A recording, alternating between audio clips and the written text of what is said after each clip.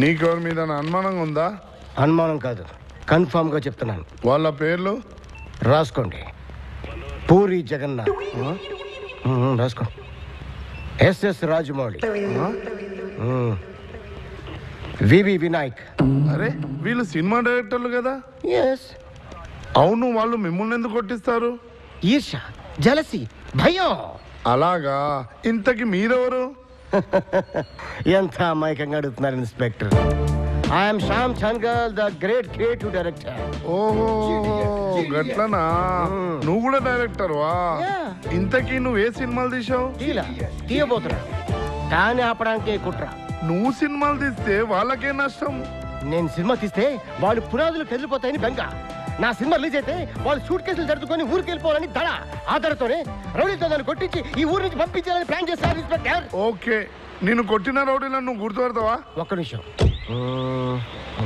అన్నా నమస్తే. నర్సింగ్ దా సార్, ఆడే నన్ను కొట్టింది. జర చూసి చెప్పు. చూడక్కలేదు సార్, ఒక్కసారి వింటే మర్చిపోయి వయసు కదా అడిది. అడగండి.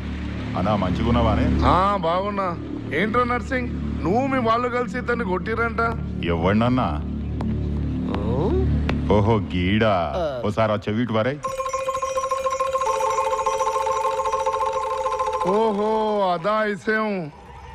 ఈ బట్టెవాజ్ గారి సంగతి నేను చూసుకుంటా, నువ్వు. మరే తగ్గిందేంటి? అరే 302 201 ఇన్ని తీసుకుపోయి లోపలేరా. ఎవరిని సార్? నిన్నేరా. నేనే చేశాను సార్. Sir complaint. అరే లోపల తీసుకుపోయి బట్టలు ఇప్పి కొట్టున్నాను.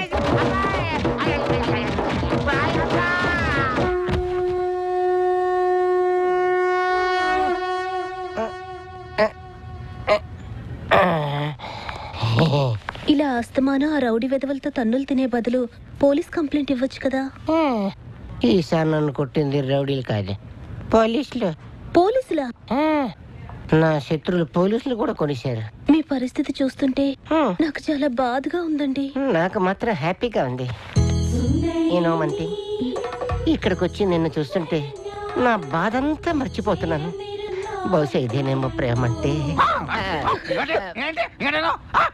Cool Tommy, cool cool. నువ్వు ఇలా మురుగుతావని తెలిసే నీకోసం నేను ఇది తీసుకొచ్చా. ఎంజాయ్. ఆడికి మన జ్యువెలరీ రెడీ. ఏంటది? కుక్క బిస్కెట్లు. ఆడు హ్యాపీగా తింటుంటాడు, మనం హ్యాపీగా లవ్ చేసుకుందాం. ఆ కట్టెలాగు. పేషెంట్లు చూస్తున్నారు. ఏంట్రా ఆడి చూత్తరా? నీ అయ్యా ఆడు తిరుగు. ఆడు తిరిగాడు.